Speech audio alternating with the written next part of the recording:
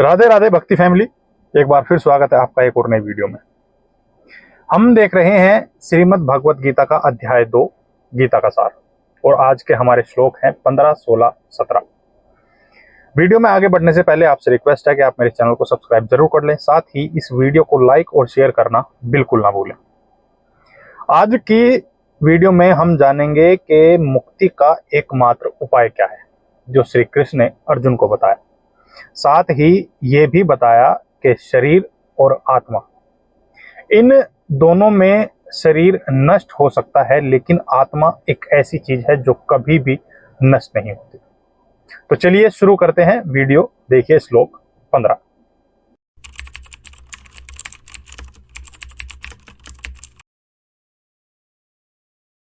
श्लोक 15। यम ही न व्यत्ययन्त्येते पुरुषम पुरुषऋषभ सम दुख सुखम धीरम सो अमृतत्वाय कल्पते। हे पुरुष श्रेष्ठ अर्जुन, जो पुरुष सुख तथा दुख में विचलित नहीं होता और इन दोनों में संभाव रखता है, वह निश्चित रूप से मुक्ति के योग्य है। तात्पर्य: जो व्यक्ति आत्म साक्षात्कार की उच्च अवस्था प्राप्त करने के लिए दृढ़ प्रतिज्ञ है और सुख तथा दुख के प्रहारों को संभाव से सह सकता है, वह निश्चय ही मुक्ति के योग्य है। वर्णाश्रम धर्म में चौथी अवस्था अर्थात संन्यास आश्रम कष्ट साध्य अवस्था है, किंतु जो अपने जीवन को सचमुच पूर्ण बनाना चाहता है, वह समस्त कठिनाइयों के होते हुए भी संन्यास आश्रम अवश्य ग्रहण करता है।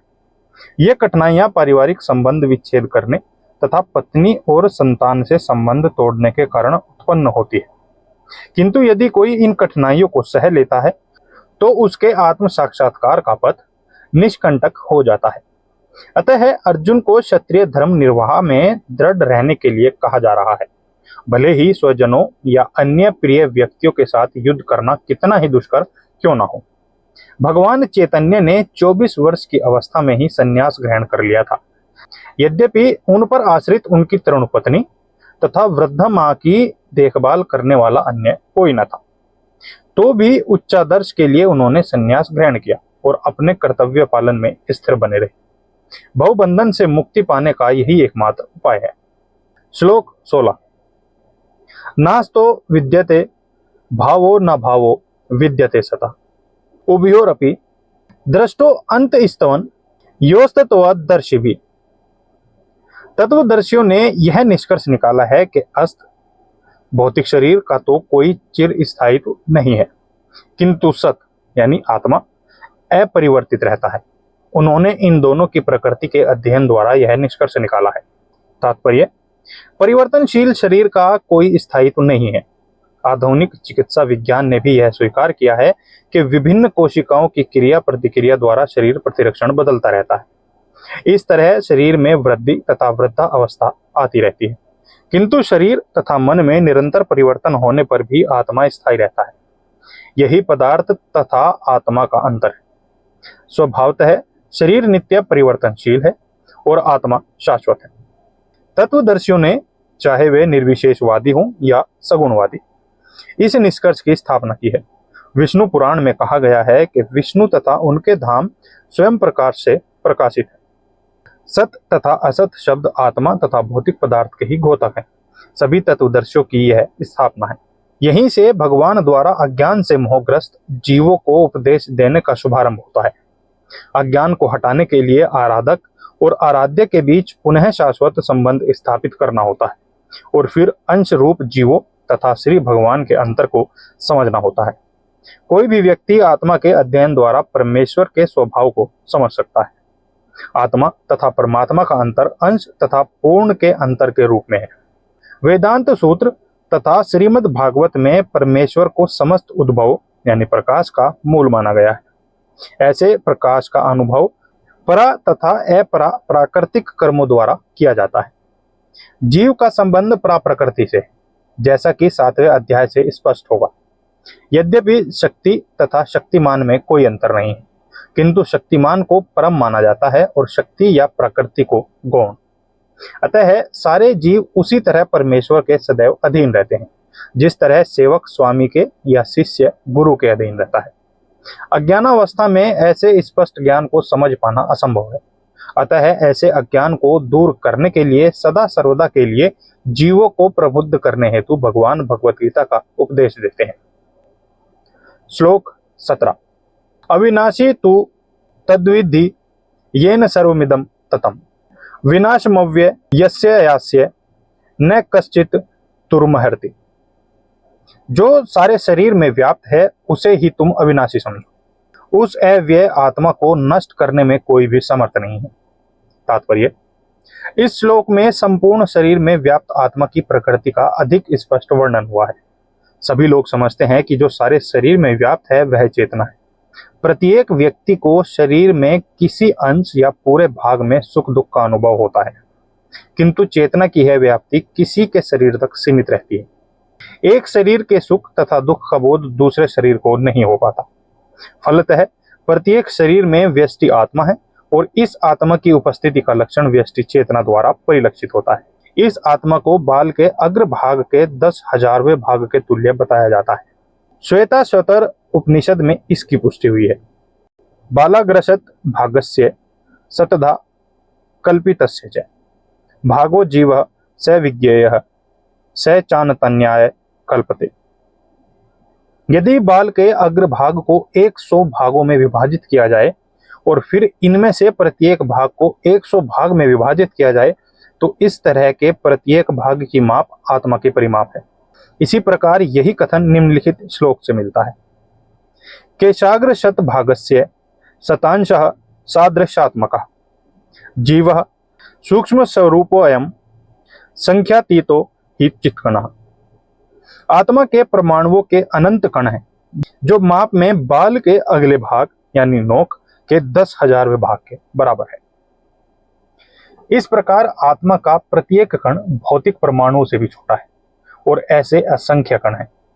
यह अत्यंत लघु आत्म स्फुलिंग भौतिक शरीर का मूल आधार है और इस आत्म स्फुलिंग का प्रभाव सारे शरीर में उसी तरह व्याप्त है जिस प्रकार किसी औषधि का प्रभाव व्याप्त रहता है।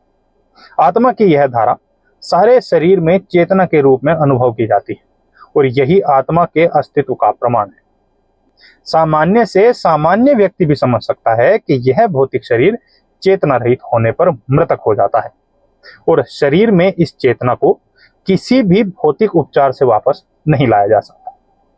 अतः यह चेतना भौतिक संयोग के फलस्वरूप नहीं है अपितु आत्मा के कारण है। मुंडक उपनिषद में सूक्ष्म आत्मा की और अधिक विवेचना हुई है।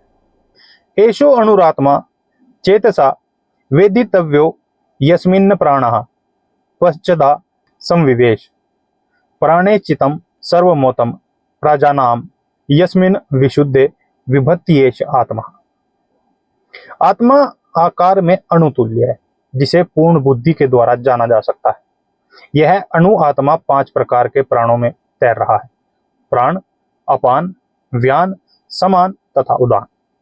यह हृदय के भीतर स्थित है और देहधारी जीव के पूरे शरीर में अपने प्रभाव का विस्तार करता है। जब आत्मा को 5 वायुओं के कल्मश से शुद्ध कर लिया जाता है तो इसका आध्यात्मिक प्रभाव प्रकट होता है। हठ योग का प्रायोजन विविध आसनों द्वारा उन 5 प्रकार के प्राणों को नियंत्रित करता है जो आत्मा को घेरे हुए है। यह योग किसी भौतिक लाभ के लिए नहीं अपितु भौतिक आकाश के बंधन से अणु आत्मा की मुक्ति के लिए किया जाता है।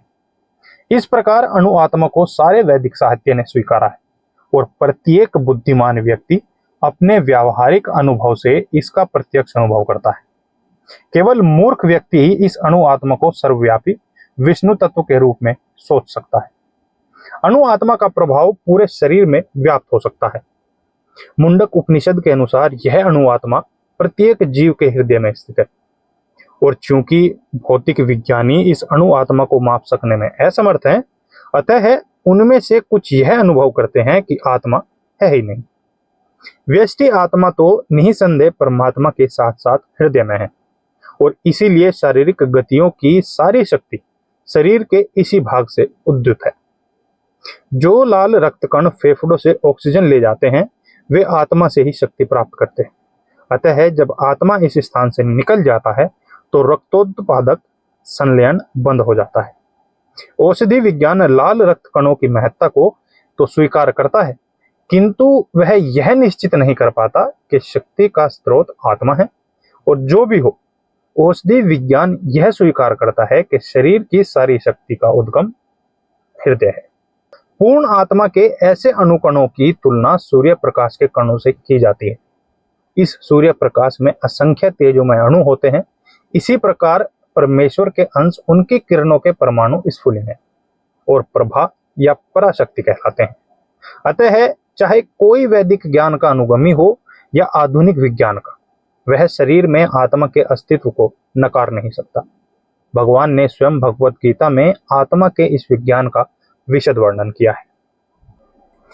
तो देखा आपने किस तरह श्री कृष्ण ने अर्जुन को बताया कि जो पुरुष सुख और दुख के मोह से ऊपर उठ जाता है वो मुक्ति के योग्य है। और खासकर आपने ज्यादातर सन्यासियों को इस चीज में देखा भी होगा, जो अच्छे शुद्ध सन्यासी हैं उनकी मैं बात कर रहा हूँ। वो सुख दुख से परे हैं और इसी वजह से वो मुक्ति के आज द्वार पर खड़े हैं। और मुक्ति पाने का एकमात्र साधन भी यही बताया गया है।